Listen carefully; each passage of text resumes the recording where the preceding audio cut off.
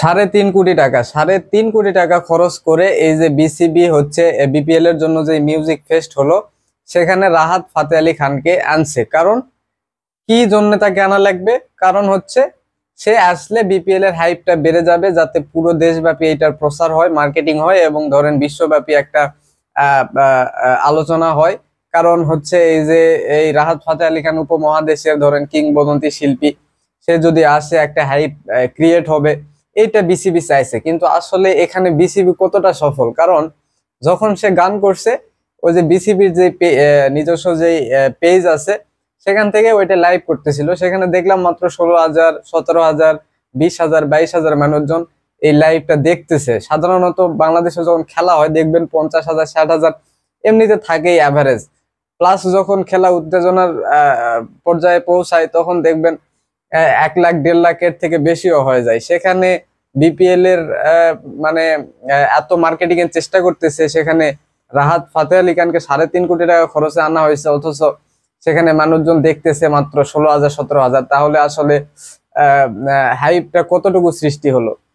আর একটা বিষয় হচ্ছে এই যে ধরেন এই মিউজিক ফেস্ট কিন্তু চট্টগ্রামেও হবে, সিলেটেও হবে। যে 3টা ভেন্যুতে খেলা হবে সেই 3টা ভেন্যুতে হবে, তার মধ্যে তো ঢাকাতে হয়েছেই।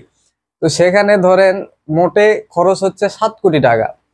7 কোটি টাকা। এখন বিসিবির আসলে এগুলার চাইতে উচিত মাঠের ক্রিকেট কিরকম হবে সেই দিকে বেশি নজর দেওয়া।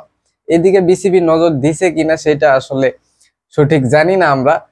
তো এই যে ধরেন বিসিবি কিন্তু বিপিএল এর জন্য মাঠ বাড়াইতে পারে না, ওই 3টা ভেন্যুতেই বিপিএল হয়। কারণ হচ্ছে অন্য ভেন্যুতে দেয় না, যে প্রোডাকশন কস্ট অনেক বেড়ে যাবে।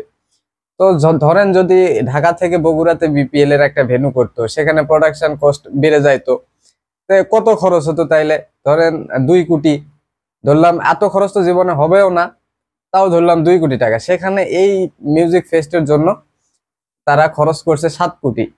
তো এখানে ভেন্যু বাড়াইতে পারতো অবশ্যই। আগে তো বলতো যে এখানে কোনো 5 স্টার নাই বা ইয়ে নাই, প্লেয়াররা যেখানে থাকবে। এখন তো 5 স্টার হয়েছে বগুড়াতে, তাও কিন্তু এটা চিন্তা করেনি। তারপর ধরেন মাঠের ক্রিকেটে দেখা যায় 120-30 এরকম রান হয়, যেটা আসলে দর্শক পছন্দ করে না, মাঠে যেতেও চায় না। তো এই একটা বিষয়। তারপরে মাঠের যে সৌন্দর্য বর্ধনের কাজ করছে, এইটা ভালো লাগছে। তারপর ধরেন এই যে বাংলাদেশের এই কমেন্ট্রি প্যানেলে, বিপিএল এর কমেন্ট্রি প্যানেলে অনেক সমস্যা, ভালো ভালো কমেন্টেটর আসে না। সো এখানে এই টাকা কাজে লাগাইতে পারতো। তারপর ধরেন আপনার হচ্ছে ব্রডকাস্টিং এ অনেক সমস্যা থাকে, অতটা ভালো হয় না, এখানে কাজে লাগাইতে পারতো। আহ, এরকম বেশ কিছু জায়গায় ধরেন সব প্লেয়াররা একই মাঠে গাদাগাদি করে প্র্যাকটিস করতেছে, এদিক থেকে বিসিবি কি ফ্যাসিলিটি দিবে এবার?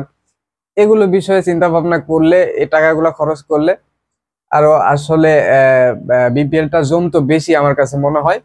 তো সঠিক জানি না তারা এইসব প্ল্যান করছে নাকি। যদি করে থাকে তাহলে তো আসলে এবার বিপিএল অবশ্যই ভালো হবে, এবং সবার চাওয়া যে বিপিএলটা আসলে একটু উন্নত মানের হোক।